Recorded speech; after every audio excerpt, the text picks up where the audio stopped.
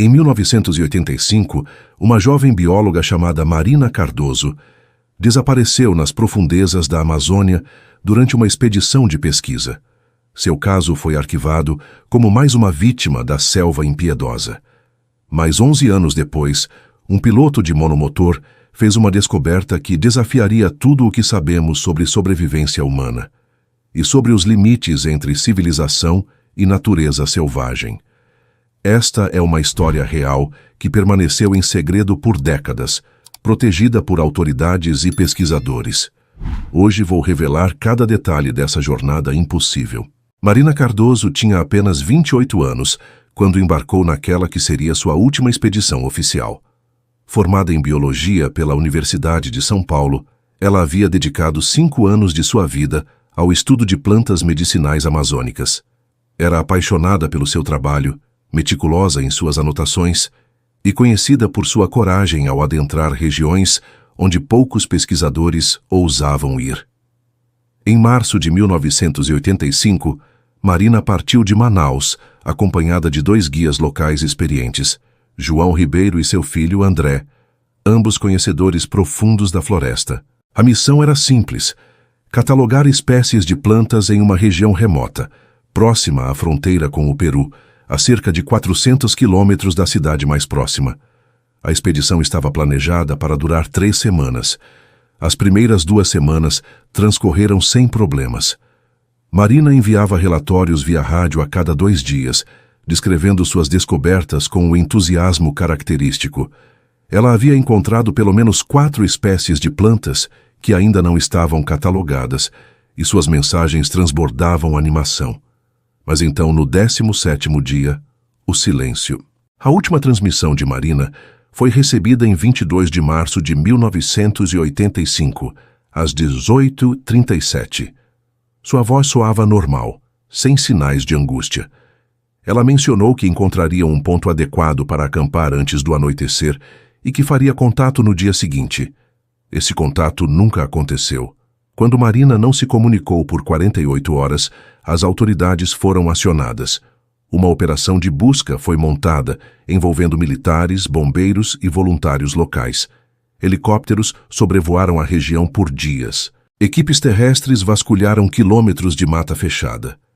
Mas a Amazônia é implacável com quem tenta desvendar seus segredos. Após 3 semanas de buscas intensivas, encontraram apenas destroços do acampamento.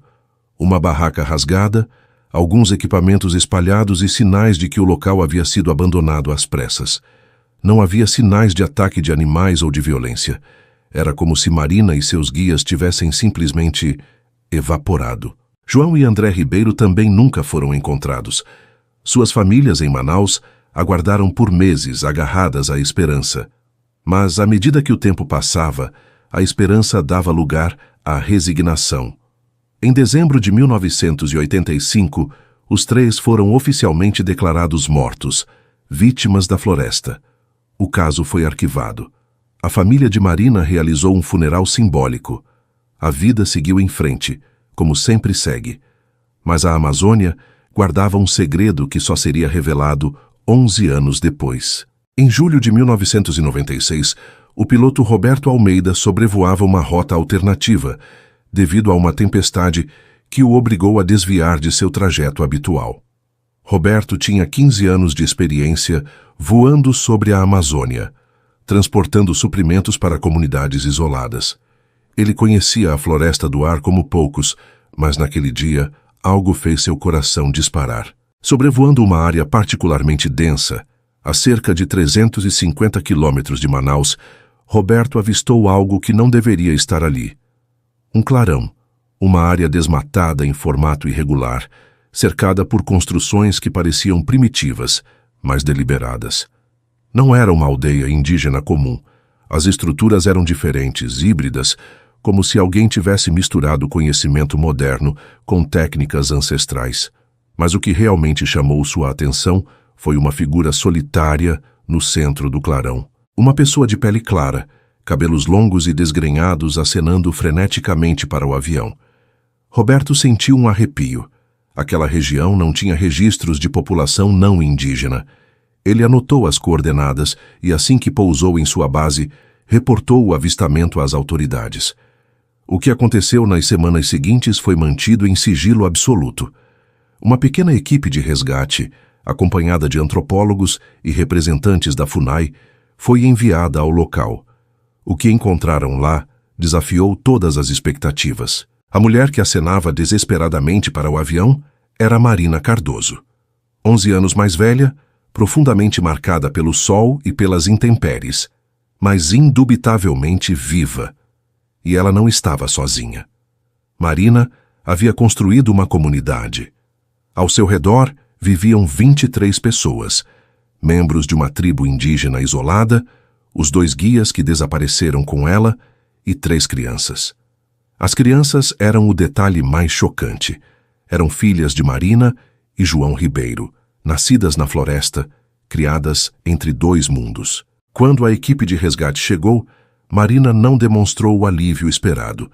Em vez disso, ela chorou, não de alegria, mas de uma mistura complexa de emoções que ninguém ali conseguiu decifrar completamente. Ao longo dos dias seguintes, enquanto a equipe estabelecia um acampamento e tentava entender a situação, Marina finalmente contou sua história. E era uma história que ninguém estava preparado para ouvir. Naquela noite de março de 1985, o acampamento de Marina foi atacado. Mas não por animais ou por perigos naturais. Um grupo de garimpeiros ilegais, armados e perigosos, havia descoberto sua localização. Eles não queriam testemunhas na região onde operavam clandestinamente, extraindo ouro e destruindo a floresta. João Ribeiro, experiente e rápido, percebeu o perigo quando ainda havia tempo. Ele e André agarraram Marina e fugiram para dentro da mata escura, abandonando quase tudo para trás. Os garimpeiros os perseguiram, disparando tiros que ecoavam pela floresta noturna. Durante 3 dias, eles correram, sem equipamentos adequados, sem comida suficiente, apenas com a roupa do corpo e a vontade de sobreviver. Finalmente, exaustos e completamente perdidos, desabaram em uma região tão remota que nem os próprios guias reconheciam. Foi quando foram encontrados pela tribo. Os indígenas que mais tarde Marina aprenderia a serem chamados de Auacatu, um povo jamais contatado oficialmente pela FUNAI, observavam o trio há horas. Eles poderiam tê-los deixado morrer. A presença de estranhos era sempre um risco, mas algo no desespero daquelas pessoas, na mulher ferida e chorando, na exaustão dos homens, tocou o coração do cacique. Eles foram levados para a aldeia. Marina explicou que nos primeiros dias ela implorou para retornar. João e André tentaram encontrar o caminho de volta, mas estavam completamente desorientados. A fuga desesperada os havia levado quilômetros em direções aleatórias. Sem equipamento, sem bússola, sem rádio, estavam tão perdidos quanto uma gota d'água no oceano. E então aconteceu algo que mudaria tudo. Marina adoeceu gravemente. Febre alta, delírios, uma infecção que quase a matou.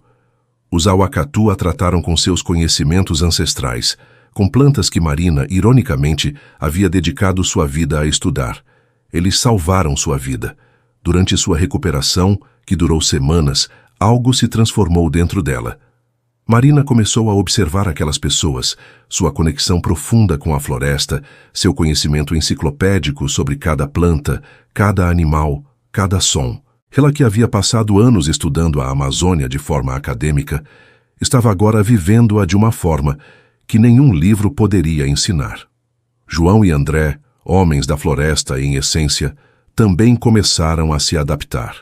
A barreira do idioma foi sendo quebrada lentamente. E quando finalmente conseguiram comunicar que queriam partir, algo inesperado aconteceu. O cacique os levou até um ponto alto e mostrou o que os cercava.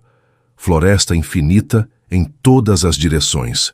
Morrer ali ou morrer tentando retornar dava na mesma. Marina explicou à equipe de resgate com lágrimas nos olhos. Então eles fizeram uma escolha que mudaria suas vidas para sempre. Eles decidiram ficar. Nos meses que se seguiram, Marina mergulhou em uma existência completamente diferente. Ela aprendeu a caçar, a pescar, a reconhecer plantas comestíveis e venenosas não por livros, mas por experiência. Aprendeu a tecer, a construir, a ler os sinais da floresta. Ela se tornou parte daquela comunidade de uma forma que jamais imaginou possível. E então, Marina se apaixonou. João Ribeiro, o guia que salvou sua vida, tornou-se seu companheiro. Juntos tiveram 3 filhas, Ayana, Kira e Tainá, nomes escolhidos que misturavam o português com a língua Auacatu. Crianças que nasceram livres, que nunca viram um carro, uma televisão, uma cidade. Crianças da floresta em sua forma mais pura. Marina me contou anos depois que houve dias em que ela pensou ter enlouquecido. Dias em que chorava escondida, lembrando de sua família, de sua mãe que nunca saberia que ela estava viva, de seu pai que provavelmente morrera pensando que havia perdido sua única filha. A culpa era um peso que carregava todos os dias, mas havia algo mais, uma sensação crescente de pertencimento. Uma percepção de que talvez aquela não fosse uma prisão, mas uma libertação. Ela havia encontrado algo que a maioria das pessoas passa a vida inteira procurando: propósito, comunidade, conexão genuína com a terra. Quando a equipe de resgate chegou em 1996, Marina enfrentou a decisão mais difícil de sua vida. Retornar significava reencontrar sua família, explicar o inexplicável, enfrentar o julgamento de um mundo que não entenderia suas escolhas.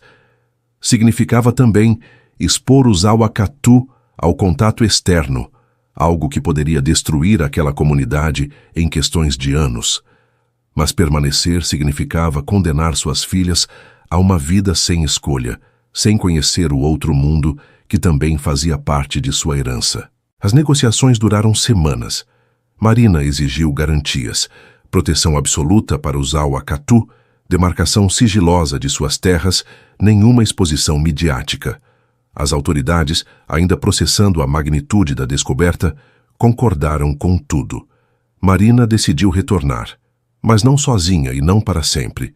João Ribeiro, seu filho André, Marina e as 3 crianças fizeram a jornada de volta à civilização. Foi traumático para todos, especialmente para as meninas que nunca haviam visto nada além da floresta. Marina reencontrou sua mãe, já idosa e frágil, que desmaiou ao ver a filha que acreditava morta há 11 anos. O reencontro foi filmado pelas autoridades, mas o vídeo nunca foi divulgado. É impossível assistir aquelas imagens sem chorar. A história de Marina vazou eventualmente, mas de forma controlada e distorcida.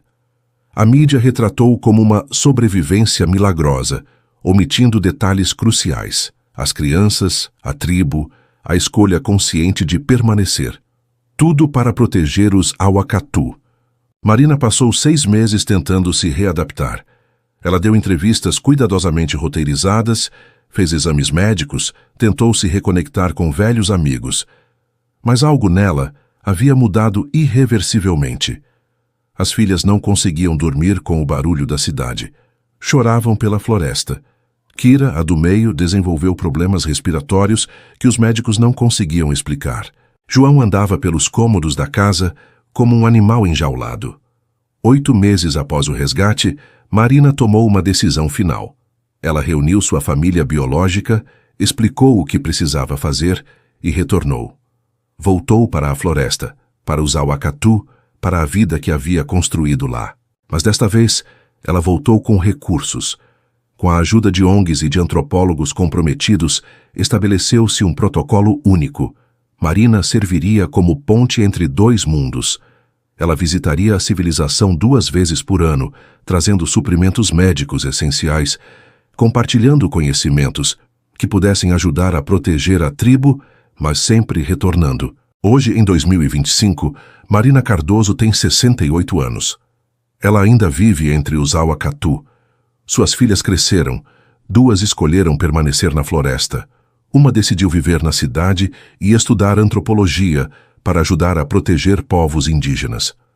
João Ribeiro faleceu em 2018 aos 79 anos, em paz, cercado pela comunidade que ele ajudou a proteger. A história de Marina é um lembrete poderoso de que nossas noções de civilização, progresso e escolha são muito mais complexas do que imaginamos. Ela não foi vítima da floresta. Ela se tornou parte dela. As autoridades brasileiras mantém as coordenadas exatas do Zauacatu em absoluto sigilo. A área foi protegida discretamente, com monitoramento constante contra invasores. É um dos poucos casos bem-sucedidos de proteção de povos isolados no Brasil. Marina raramente dá entrevistas. Quando o faz, ela diz algo que me marcou profundamente. As pessoas me perguntam se não sinto falta da civilização. Eu respondo, eu não deixei a civilização. Eu encontrei uma diferente. Uma onde as pessoas ainda sabem os nomes das árvores, onde crianças conhecem as estrelas, onde comunidade não é uma palavra vazia. Perdi 11 anos da minha outra vida, mas ganhei uma vida inteira que a maioria das pessoas nunca terá a chance de conhecer. A descoberta do piloto Roberto Almeida em 1996 mudou muitas vidas. Mudou a de Marina, obviamente. Mas também mudou nossa compreensão sobre o que significa estar perdido e o que significa ser encontrado. Porque às vezes, o que procuramos não é o caminho de volta. É o caminho para frente, mesmo quando esse caminho nos leva para lugares que nunca imaginamos. A Amazônia ainda guarda incontáveis segredos, histórias que nunca serão contadas, pessoas que escolheram desaparecer, civilizações que preferem o silêncio da floresta ao barulho do mundo moderno. Marina Cardoso é apenas uma dessas histórias, uma que por acaso chegou até nós, e talvez seja melhor assim. Talvez alguns segredos devam permanecer exatamente onde estão, protegidos pela imensidão verde, guardados pelo silêncio das árvores, vividos por aqueles que escolheram um caminho diferente. Esta foi a história de Marina Cardoso, a mulher que desapareceu na Amazônia em 1985 e foi encontrada 11 anos depois. Não perdida, mas transformada. Não vítima, mas protagonista de sua própria jornada extraordinária. Que sua história nos lembre de que, às vezes, ser encontrado não significa retornar. Significa finalmente chegar onde sempre deveríamos estar.